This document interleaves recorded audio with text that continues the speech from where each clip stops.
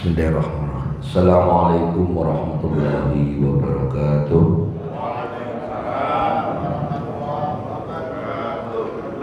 Bismillahirrahmanirrahim. Alhamdulillahirabbil alamin. Wassalatu wassalamu ala asrafil anbiya'i wal mursalin sayyidina Muhammadin wa ala alihi wa ashabihi ajma'in, amma ba'du. Hadratul mukarramin, para alim, para ulama, jemaah Masjid Al-Hidayah yang dirahmati Allah. Alhamdulillah kita bisa ketemu di tahun baru 1444 Hijriah. Mudah-mudahan Allah Subhanahu wa taala memberikan kepada kita senantiasa pertolongan dan juga hidayah taufiknya. Insyaallah kita senantiasa sehat walafiat, yang punya utang lunas utangnya, yang sakit Allah sembuhkan penyakitnya, yang punya hajat hasil maksud, yang mau haji mau umroh tahun depan insyaallah hasil maksud, anak-anak kita semua, keluarga kita semua dijaga oleh Allah dari segala bala musibah, amin ya rabbal alamin. Salawat serta salam marilah kita sampaikan kepada manusia mulia, junjungan alam baginda Nabi besar Muhammad sallallahu alaihi wasallam, yang sunnah-sunnahnya kita ikuti, sunnah-sunnahnya kita hidupkan. Mudah-mudahan Allah ridha dan insyaallah Allah jadikan kita bersama beliau di surganya Allah taala, amin ya rabbal alamin. Bapak Ibu yang amat saya sangat hormati, jadi materi atau kitab Sulam Taufik ini sudah mendekati 1/5 yang terakhir. Artinya kalau saya bagi 5 bagian, ini yang 20% yang 1/4/5-nya sudah selesai ya. Dan pada pagi hari ini kitab Sulam Taufik itu masuk ke bab akhlak ya. Bab akhlak termasuk bab kewajiban dan hak dari individu maupun sebagai orang tua atau sebagai anak, yang nanti akan secara fikih saya tambahkan cantolannya supaya nanti ketika kita bahas terkait nafkah kita tidak keliru membaca kitab ini, sehingga Bapak Ibu faham maksudnya dari makalah dalam kitab ini. Dan insyaallah mudah-mudahan ini bulan Agustus, September, Oktober, November ada 4 kali pertemuan, insyaallah tahun ini khatam ya, tahun ini khatam ya, insyaallah. Dan tahun depan kita udah mulai kitab baru lagi, yaitu kitab Zadul Ma'ad, yang saya tambahin dengan beberapa penjelasan ya. Mudah-mudahan kita bisa mengambil manfaatnya dan jadi ilmu yang manfaat. Amin ya rabbal alamin. Bismillahirrahmanirrahim. Faslun, fasal fi nafaqatil wajibati wa ma yudhkara ma'aha. Penjelasan terkait nafaqah wajib dan apa saja yang terkait dengan dia, yang terkait dengan nafaqah. Yajibu ala musiri nafaqatu usulil musirin ail abai wal ummahatil fuqara wa in qadiru alal kasbi wa nafaqatu furu'ihi ay auladihi wa ahfadihi idza asaru wa ajazu anil kasabil lisigorin au zamanatin. Kewajiban orang tua kepada anak-anaknya itu, orang selama ini nganggap kalau anaknya sudah nikah selesai ya. Tapi di kitab ini diberi penjelasan bahwa seandainya kita punya anak sudah nikah terus punya rumah sendiri, miskin, terus bapak masih punya bisnis, bapak punya, ibu masih punya duit, ya dibantu, ya. Begitu juga sebaliknya, Makanya kalimatnya ai al-abai wal ummahatil fuqara.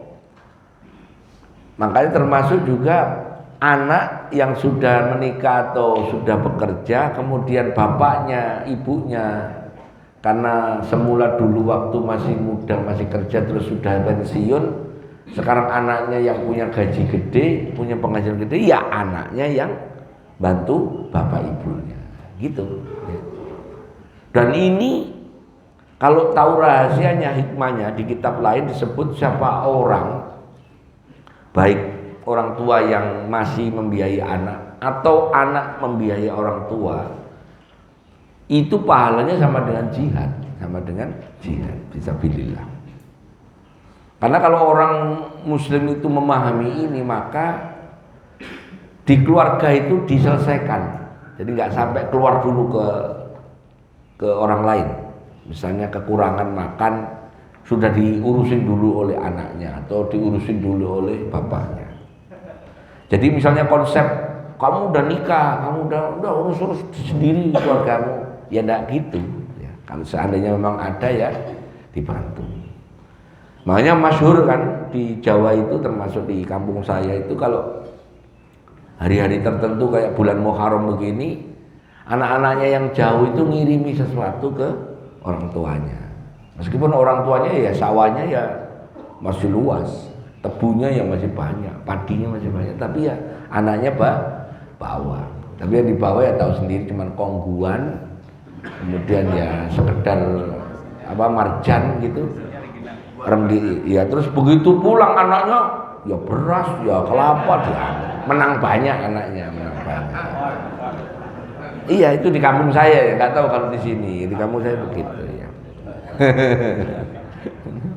Karena orang tua itu sama anak itu sampai seakan-akan itu ya, kalau aku punya ya tak kasih anak, orang bapak ibu ya makan seberapa sih gitu kira-kira.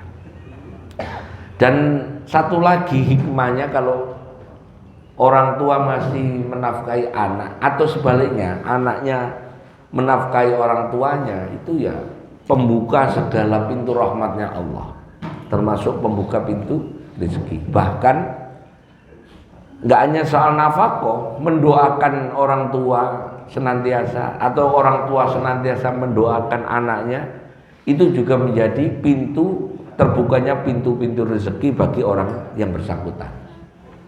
Ya, misalnya jenengan masih doakan anak senantiasa mendoakan orang tua, maka Allah masih jamin rezekinya ngalir, insya Allah. Makanya kita kadang-kadang harus koreksi, kenapa bisnis kok ruwet, bikin acara begini, bikin bisnis begini nggak jadi-jadi. Boleh jadi kita melupakan doa kepada orang tua. Dan yang penting ini melupakan ada hak nafkah kepada orang tua, meskipun orang tuanya kaya. Ya. Apalagi orang tuanya di sini disebut miskin, kemudian lumpuh dalam tanah yang nggak bisa ngapa-ngapain. Ya. Nah ini yang kedua, ini yang penting nih. Wa yajibu ala zauj nafaqatu zaujati wa mahruha. Nah ini kalimatnya yang ini saya depan ini dulu saya garis bawahi. Wajib bagi suami memberi nafkah istrinya. Di teks semua kitab termasuk kitab fikih, yaitu yajibu ala zauj nafaqatun zaujah. Enggak sebaliknya. Jadi wajib bagi suami menafkahi istrinya, bukan istrinya menafkahi suaminya, itu enggak ada. Saya udah nyari kitab istri menafkahi suami itu enggak ada.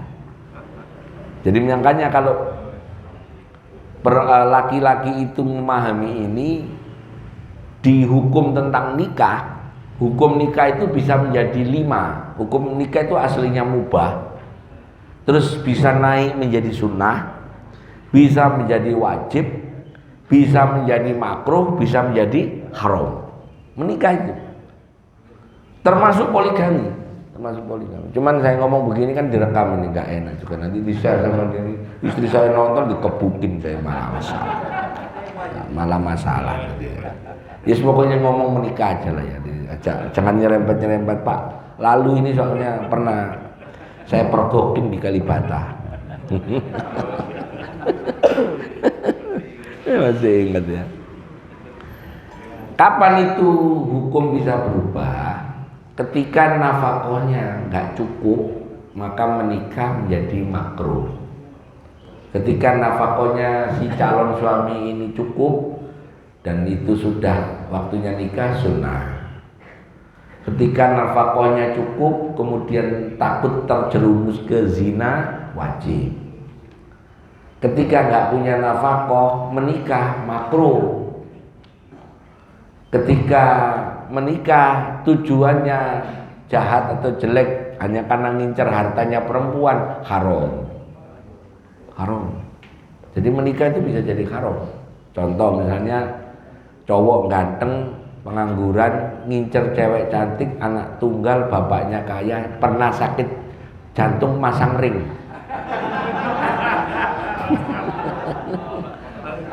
Ya, bapaknya sudah dipasang ringnya banyak, ada 6 sampai 7 lah itu ya, di aortanya itu. Ya udah dilamar anaknya ganteng, terus anak perempuannya tunggal itu seneng, tapi niatnya si laki-laki ini jelek. Nah, begitu habis nikahan, acaranya gede-gedean, pagi-pagi bapaknya duduk di teras dikit gitu, geblak mati, nah warisannya ke dia. Bukan pembunuhan, bukan pasal 360, bukan 340 dan jumto 3, iya betul, 340 pembunuhan berencana itu.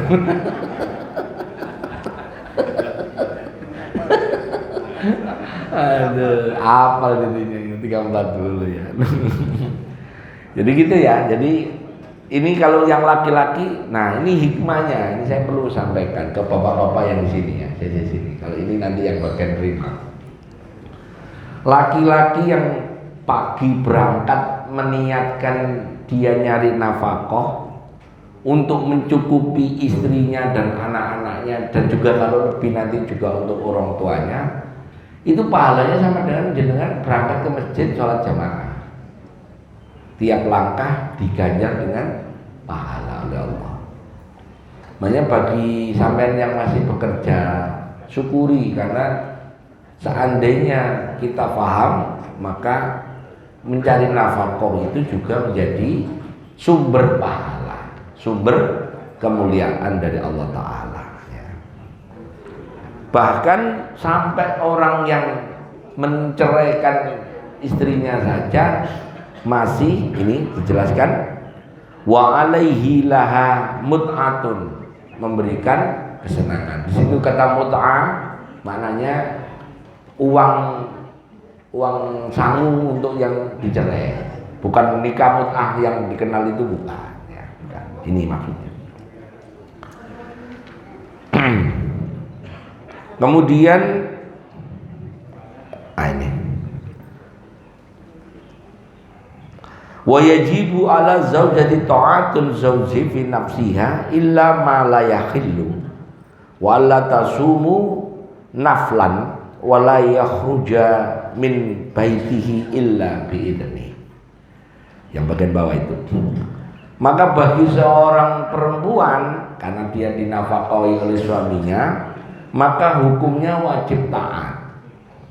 Saya pernah ditanya orang, Gus, ada orang ngirim WA curhat sama saya, ngobrol lah cerita, suami saya nganggur begini, apakah saya wajib taat?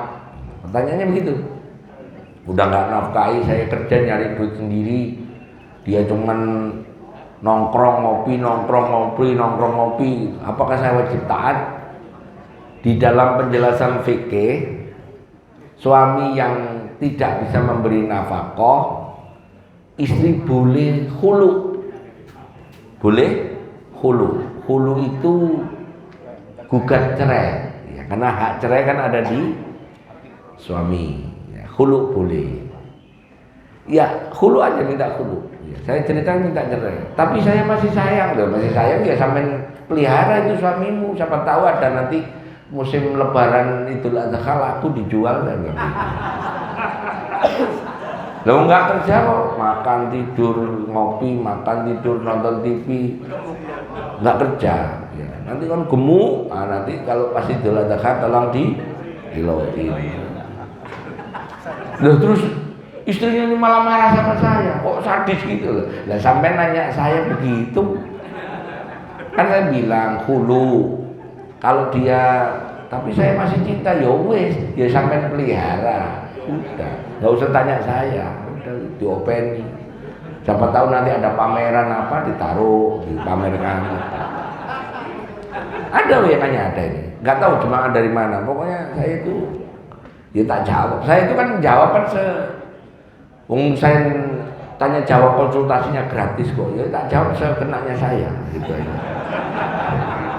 Kecuali dibayar gitu baru. Jawab, tanya jawab biasa.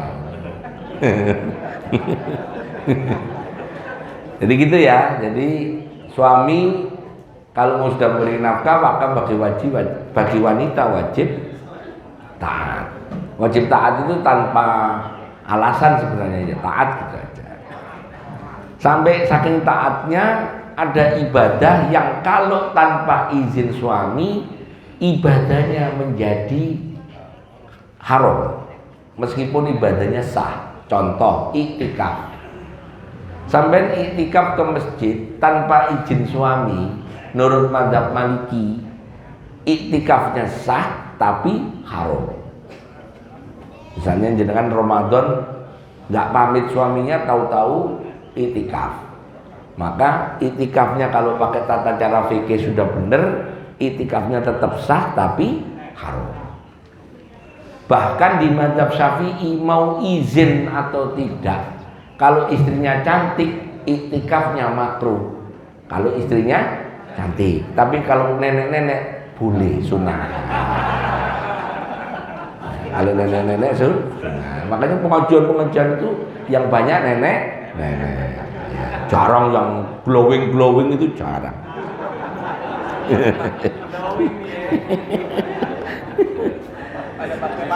Iya benar.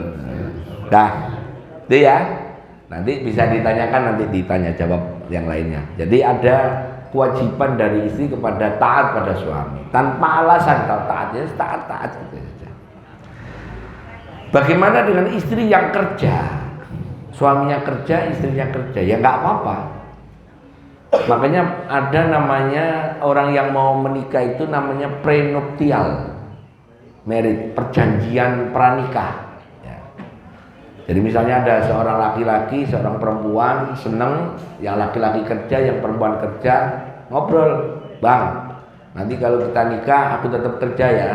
Terus yang lakinya oke, ditulis, kita nanti kerja begini. Wajibannya tetap ditulis semua, boleh, apa-apa. Siapa tahu bisa ngatur, kan sumbernya penghasilan jadi dua. Suaminya punya gaji, istrinya punya gaji. Boleh, nggak apa-apa. Siapa contohnya? Ibu Khadijah. Ibu Khadijah itu pebisnis, punya penghasilan. Ya, dan manfaat untuk beliau Rasulullah SAW untuk dakwah. Nah ini yang mulai kita latihan tasawuf ya. Ini bab yang menurut saya berat, meskipun ini kalimatnya pendek-pendek tapi berat. Faslun, pasal fi wajibatil qalbi, tentang kewajiban hati. Cara baca kitab ini terkait dengan kewajiban hati adalah diri kita, hati kita wajibkan dengan sikap ketundukan tawadhu, taat pada Allah Ta'ala sebagai bentuk pengamalan perintah wa ma khalaqtul jinna wal insa illa liya'buduni, dan tidaklah aku ciptakan jin dan manusia kecuali untuk beribadah kepadaku. Itu implementasinya ini. Apa itu? minal wajibati qalbiyah, wajib dari wajibnya qalbiyah. Karena ibadah itu ada namanya dulu di materi yang sebelumnya, ada ibadah qalbiyah, ada ibadah badaniyah, ada ibadah maliyah. Ya, maliyah. Ibadah hati, ibadah fisik, dan ibadah harta. Ibadah yang paling mengandung tiga-tiganya itu salah satunya haji. Haji itu ya butuh keyakinan, ini nanti akan kita uraikan, butuh fisik yang kuat, butuh piti. Butuh piti. Kalau nggak ada piti nggak bisa berangkat. Ya. Yang orang ngaku-ngaku saya nggak bayar, ya ada yang bayari tetap. Nggak ada orang nggak bayar. Tiketnya kan bayar.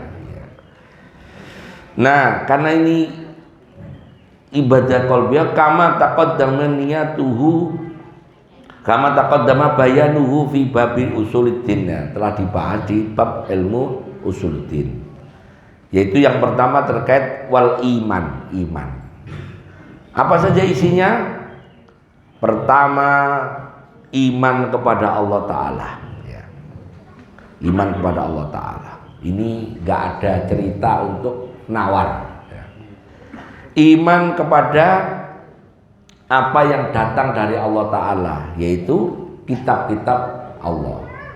Baik itu kitab yang berupa mushaf seperti Zabur, Taurat, Injil, apalagi Quran, dan juga yang bentuknya suhuf, kita wajib percaya. Bahkan ketika kita buka kitab hadis terkait dengan dulu di Madinah, ada beberapa sahabat yang membuka kitab Taurat atau membuka kitab Injil, Rasulullah tetap wanti-wanti, la tusaddiquhum wa la tukadzibuhum. Kamu kalau baca kitab Taurat atau Injil atau Zabur, jangan disalahkan semua dan jangan dibenarkan semua. Maknanya ada yang benar, ada yang salah. Sampai hari ini saya juga masih buka-buka Taurat yang bahasa aslinya dari bahasa Ibrani. Saya punya di rumah, ya. Kapan-kapan kalau mau ngaji itu boleh. Tapi ya ruwet, kita kudul aja sampai nggak bisa paham. Apalagi kita bahasa Ibrani. Ya. Ya. Kemudian iman pada utusan Allah, Rasul yang wajib dipercaya, yang wajib dihafal 25. Iman pada Rasul, datangnya Rasul. Jumlah Rasul jumlahnya 315. Jumlah Nabi 124.000 Nabi. Setiap umat ada nabinya, tapi tidak semua umat ada Rasulnya. Rasul pasti Nabi, Nabi belum tentu Rasul. Ya gitu ya. Kemudian iman kepada apa yang datang dari utusan Allah, ya kitab, ya. Kemudian tasdik, menerima apa yang sudah diketahui. Jadi kita yakini betul apa yang datang dari Allah itu benar. Ini kalau ngomong datang dari Allah benar, ya sudah dilatih untuk hatinya, dilatih untuk meyakini itu. Yakin terhadap apa yang wajib datangnya dari Allah, ya yakin. Sholat itu wajib, Ramadan itu wajib, puasa Ramadan wajib, zakat bagi yang mampu wajib, pergi haji bagi yang mampu wajib. Udah, nggak ada perlu nanya lagi. Kenapa sholat sih? Kenapa zakat? Nggak usah. Itu dilatih begitu.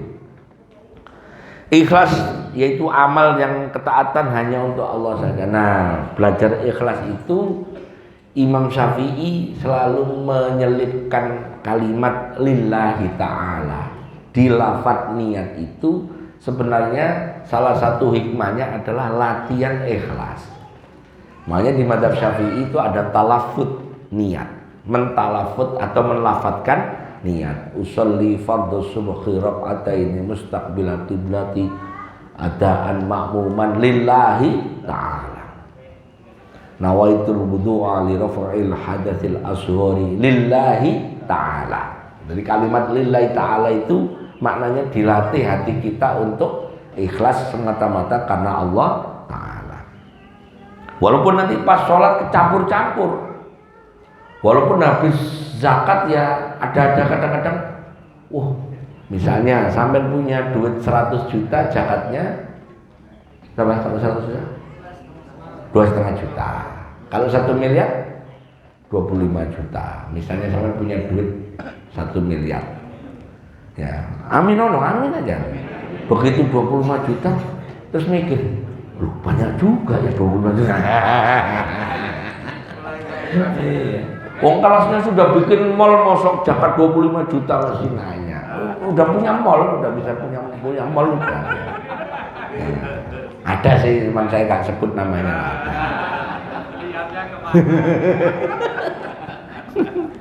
Ya.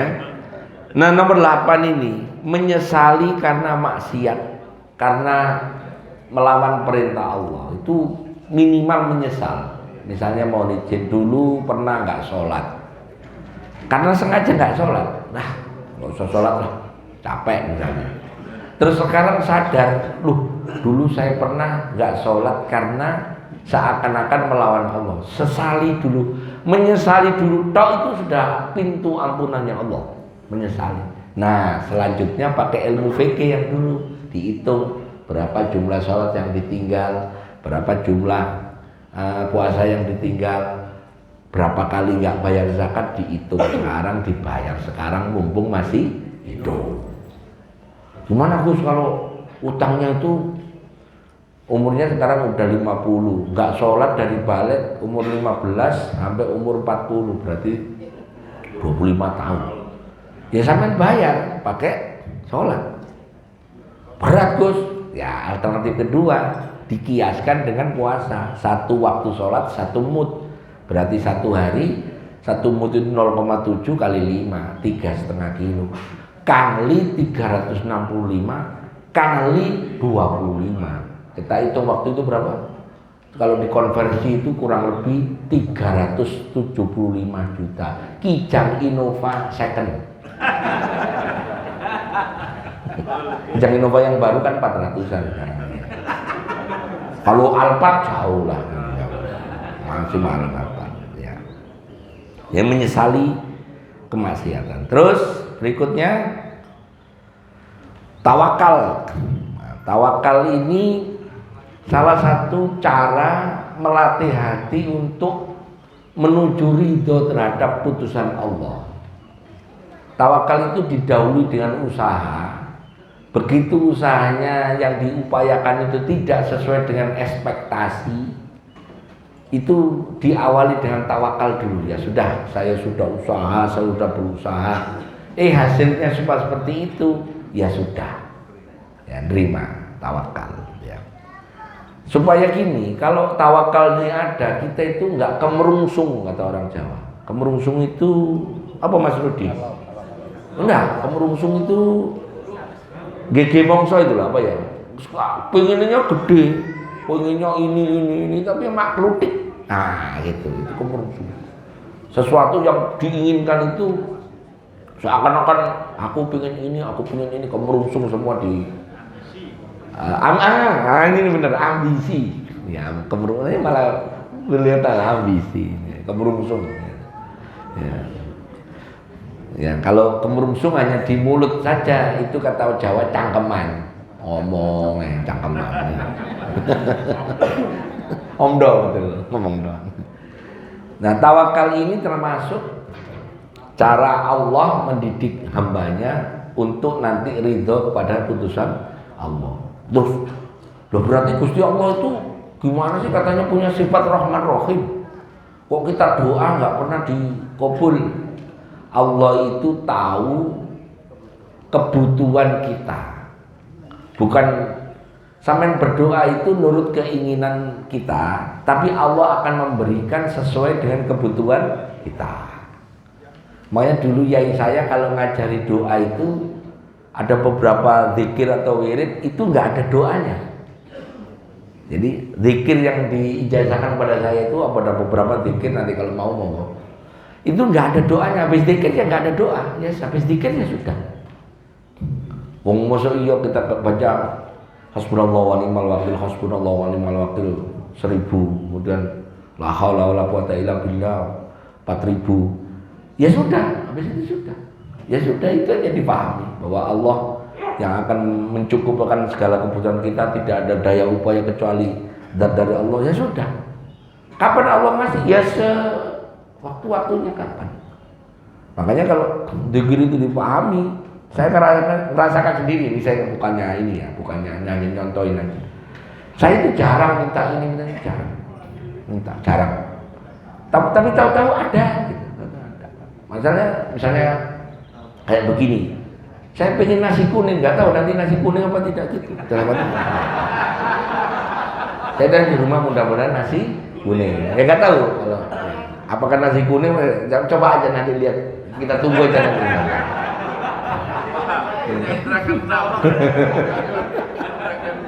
Misalnya nggak nasi kuning ya tawakal ya sudah. Udah tuh meleset udah kita. Gampang toh? Gampang. Saya itu pernah kok. Ini ngaji tawakal ya. Sore-sore itu anak saya itu mana Pak? Ngaji. Di mana? Di Bintaro. Terkenal orangnya kaya raya. Di Pak Anu. Oh iya, berarti dapat berkat. Ustaz, kamu nggak usah beli makanan, GoFood nggak usah. Ada berkat. Ngaji. Berangkat. Awal-awal ada GoFood. Ternyata sampai sana dikasih makan, iya dikasih makan. Habis makan, saya tungguin kok nggak dibawain kresek. Aduh masalah. Saya nongkrong, saya ngobrol ngalung itu, saya ya. Pak saya mau pamit ya. Oh mari Pak Ustaz. Begitu sampai mobil ya nggak ada yang dalam Pak Ustaz ini nggak ada. Kayak Pak Tri itu Pak Ustaz ini nggak. Langsung saya WA. Buruan beli GoFood, aku nggak dapat berkat.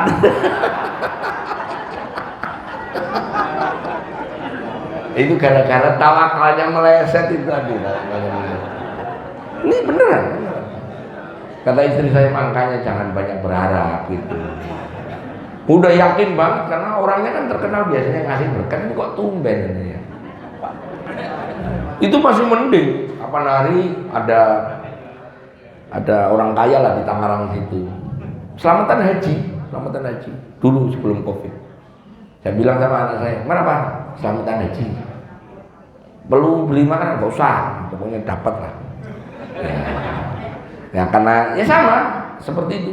Udah gitu lebih parah lagi, amplopnya lo nggak dikasih juga. Waduh parah lagi nih. Mau tak WA, Pak ada yang ketinggalan nih gak enak. Ya sampai sekarang. Ya itu karena tawakalnya nggak penuh. Akhirnya sejak sekarang ini saya kalau ceramah ya berangkat ceramah gitu. Misalnya nggak dikasih berkat ya saya terima, nggak dikasih amplop ya kok kebangetan gitu. Ya udah gitu aja, nggak usah kepikiran karena sudah sering kejadian. Nah kalau itu yang enggak pernah juga ketuker. Jadi sudah ceramah dikasih map karena di satu instansi kasih sama map, ada nama instansinya terus wah kasih map sampai rumah terbuka. Kok mek 300? Wah kayaknya keliru. Soalnya korinya tadi begitu di mobil kayaknya udah buka map ketawa-ketawa. Kori karena mobilnya bareng jejer. Wah kayaknya yang mestinya untuk kori ini yang untuk saya di korinya sana.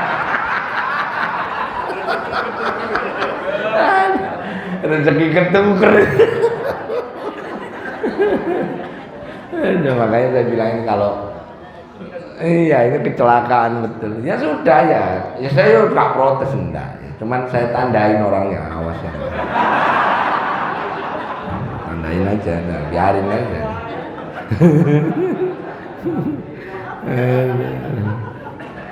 Nah tawakal ya. Sebab beserta penggunanya. Nomor 10 muraqabah lillah. Diawasi, senantiasa diawasi oleh Allah Ta'ala.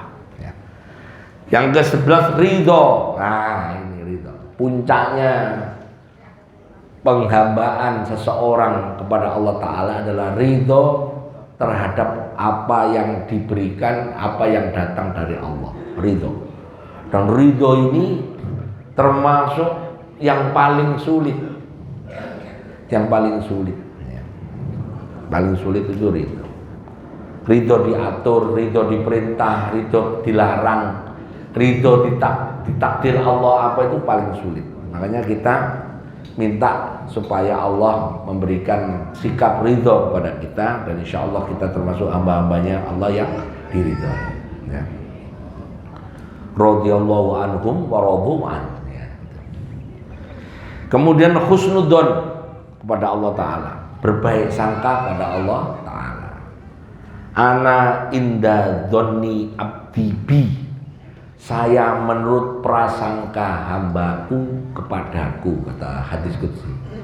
Kalau kita berprasangka baik kepada Allah, maka Allah akan lebih baik kepada kita. Kalau kita datang kepada Allah itu berjalan, maka Allah lebih cepat berlari kepada kita. Ini makna majas ya, bukan kok Allah berlari, enggak. Makna majas ya. Kemudian husnudzon pada makhluk Allah. Nah ini khusus. Jadi saya sama panjenengan posisi awal kepada orang lain adalah berprasangka baik. Gus, apakah boleh kita mencurigai orang? Boleh. Curiga itu boleh, tapi jangan sampai diekspresikan. Ya.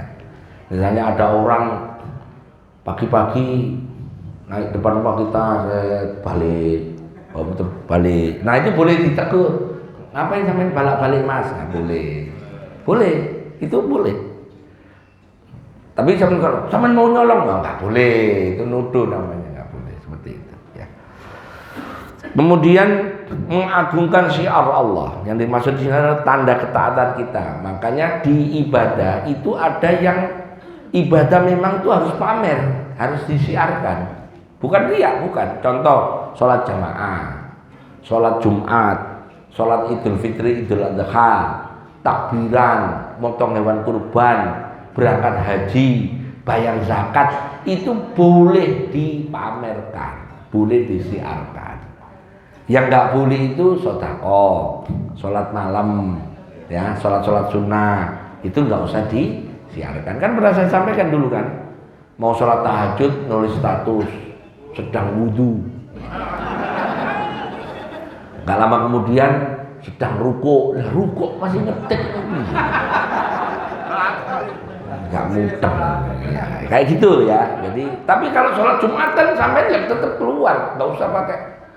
Kalau waktu zakat ya sebut zakat dari Pak Lalu, zakat dari Pak Muhyiddin, nah udah Mahyudin, ya gitu nggak apa. Tapi kalau sodako biasanya nulis sodako dari hamba.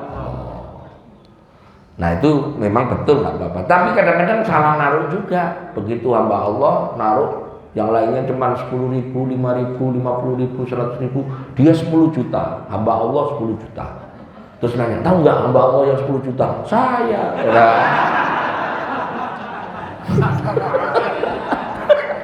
Ya lama aja tuh, hamba Allah ngapain 10 aja. Saya yang 10 juta itu. Ya nggak cocok. Berikutnya syukur. Dan syukur ini salah satu juga puncak penghambaan kepada Allah Ta'ala. Dulu ada tulisan di sini. Syukur dan taat adalah puncak. Nah, di sini dulu ada. Iya di sini ya. Oh ditaruh di atas. Iya. Jadi syukur itu kalau kita bisa syukur itu adalah merasa puas dengan pemberian Allah. Apapun yang diberikan oleh Allah itu kita merasa itu adalah pemberian yang terbaik dari Allah. Misalnya ada orang dapat rezeki sehari 10.000, syukur misalnya. Terus suatu saat dapat 100.000, syukur. Dapat 1.000, syukur. Tapi ngomong begini gampang tapi sulit. Ngomongnya gampang tapi sulit. Ya ustaz-ustaz kayak saya itu ya syukur dapat amplop syukur. Tapi begitu tipis ya ngomel-ngomel juga. Gitu. Awas minta kita ini ya gitu. Makanya saya kadang-kadang itu gini, kalau seandainya kita nggak diberi oleh Allah peringatan seperti ini kan takut. Misalnya apa iya kalau terus ngaji itu sebenarnya kan nggak, aslinya ngaji itu kan nggak boleh dibayar. Ngaji begini nggak boleh dibayar. Mana dalilnya? Wala tamnun tastaksir wali rabbika fasbir. Surat Al-Mudaththir.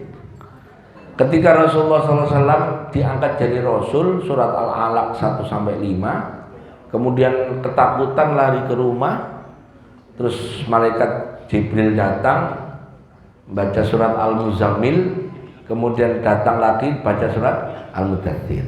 Kalimatnya yang terkenal yang saya hafal, wala tamnun tastaksir wali rabbika fasbir. Kalau kamu melakukan sesuatu tanda kutip dakwah, jangan berharap lebih, mengharap lebih. Artinya kalau seseorang dakwah ya jangan ngarepin amplop. Iya begitu. Saya termasuk sepakat. Makanya dulu yai saya, kamu kalau nanti dakwah, kamu harus punya gaji. Harus punya gaji kerja. Dakwah kan wajib, yang kayak gitu. Sampai sekarang saya mengikuti ajaran itu. Tapi walaupun begitu, lama-lama lihat amplop banyak juga kepikiran, banyak juga. Nah, gitu. Nah, akhirnya begitu kan. Nah, berubah orientasinya. Makanya Ustadz itu saya sering sampaikan, saya duduk di sini dengan ibu bapak yang duduk di bawah, saya tidak lebih mulia. Saya tidak lebih mulia. Kenapa? Kalau seandainya saya duduk di sini sampai sama semua nggak ada, saya terus ngomong, lah kira-kira kayak orang gendeng ngetes toa.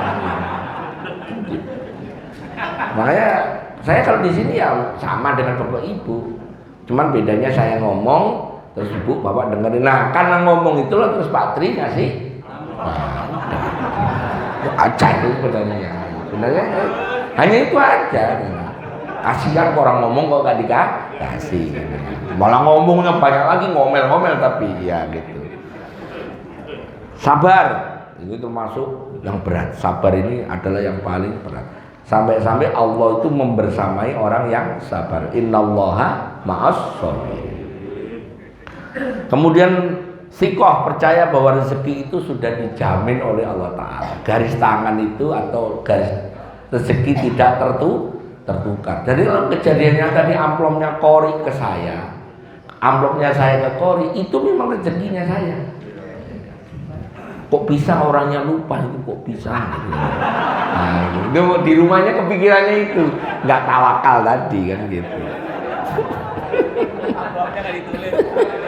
Makanya Pak Tri itu pinter, di ujungnya itu Ustadz gitu mestinya. Jadi waktu ngasih itu dibaca dulu.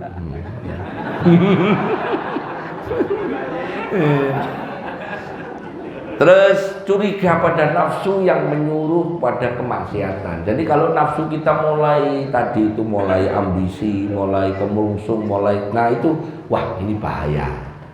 Nah itu gunanya ngaji itu kan saling mengingatkan supaya kita tidak terjerumus kepada kemaksiatan yang lebih jauh. Tidak ridho kepada nafsu yang membuat kita masuk kesalahan. Maksudnya gini, misalnya waktunya sebenarnya adzan udah kedengeran adzan, tapi entar dulu masih lama ini. Nah itu kalau sampean pakai yang nomor 19 itu tidak ridho terhadap itu terus gini, loh iya kalau nanti nggak malah repot, ya udah sekarang sholat. Ibu-ibu terutama waktunya hari ini mungkin datang haid, begitu masuk waktu zuhur langsung sholat zuhur. Karena begitu nanti ibu tunda, entar aja deh, sinetron masih bagus, ada ulangan Ikatan Cinta itu sekarang udah episode 1000 berapa? 1400-an ya? Kalau nggak salah loh, kalau nggak salah. Saya itu nonton itu bukan untuk nonton, hanya untuk aja untuk bahan ngaji. Kalau ditanya orang udah seri kok berapa Pak Ustadz itu udah nanya. Karena orang ngaji itu kan pertanyaannya dari mulai ayat sampai episode.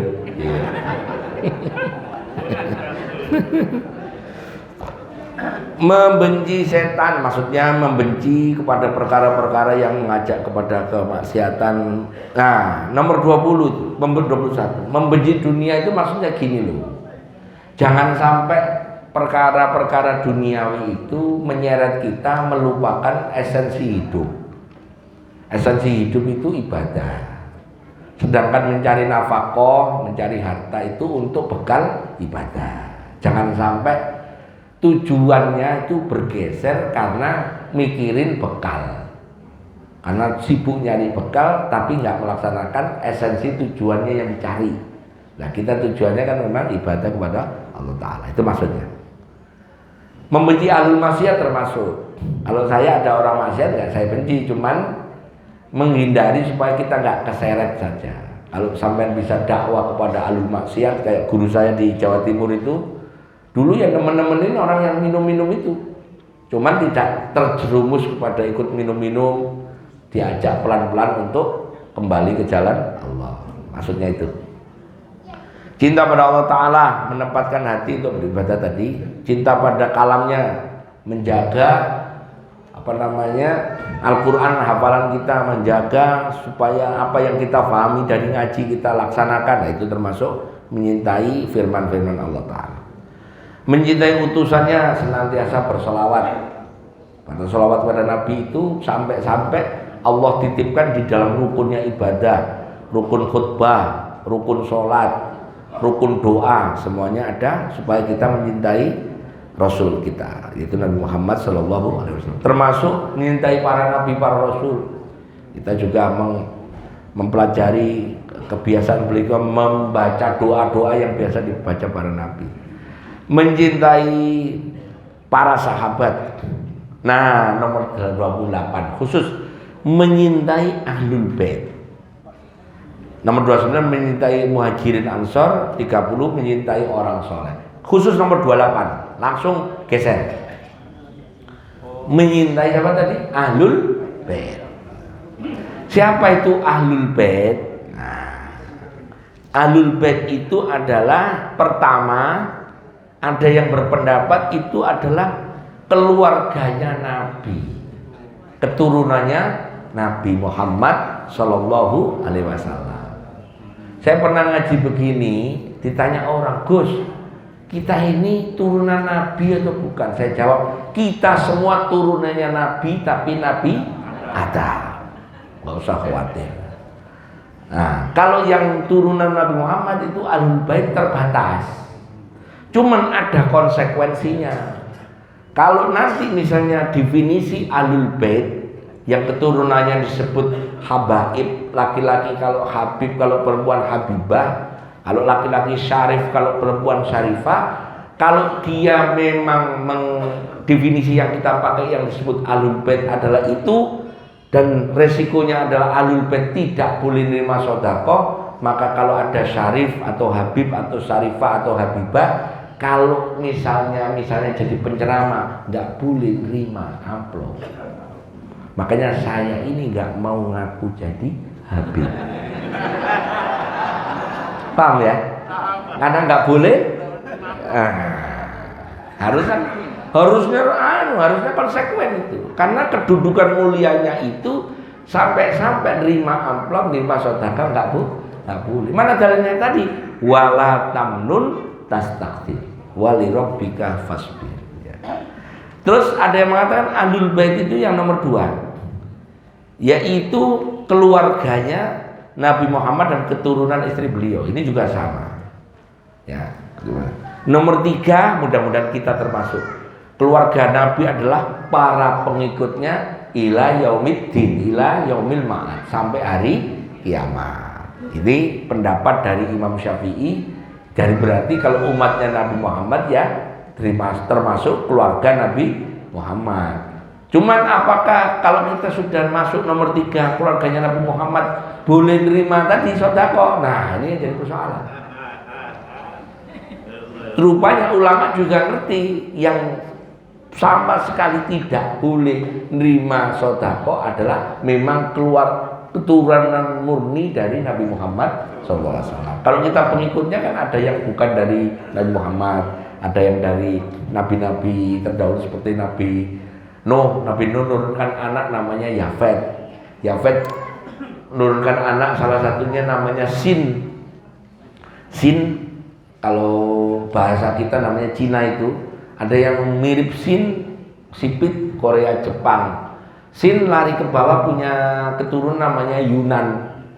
Yunan itu sipit tapi agak coklat. Indochina, Kamboja, Vietnam, Laos itu termasuk. Terus lari ke Indonesia, jadilah orang Indonesia. Jadi kita keturunan Nabi Nuh lewat Yafet. Lewat Yaman. Kalau yang bukan Ahlul Bait, yang dari Yaman, yang dari Hadramaut, ya. Nggak usah khawatir, kita turunan Nabi Nuh.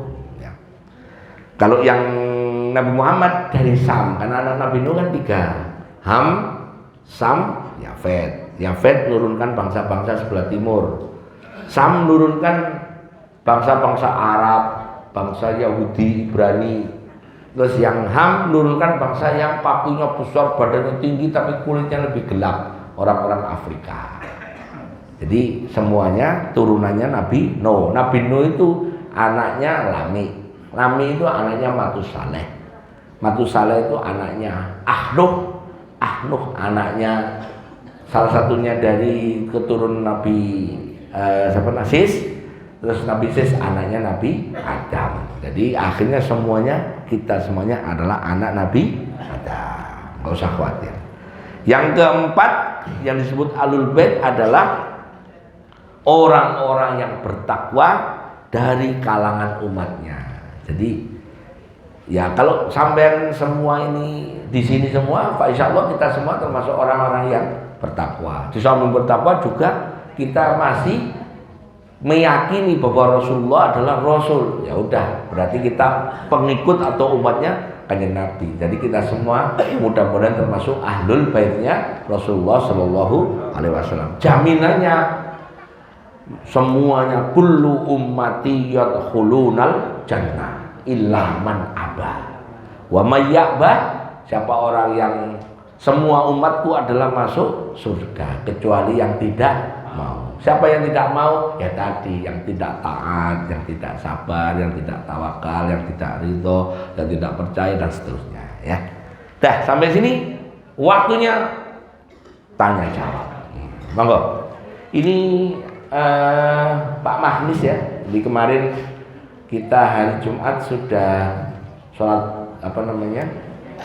sholat ghaib untuk beliau. Mohon doanya untuk nanti kita doakan ya.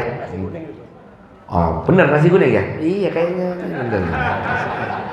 Karena tadi kan saya dari rumah mudah-mudahan nasi kuning. Kalau nasi kuning betulan berarti memang Allah itu maha tahu terhadap keinginan hambanya.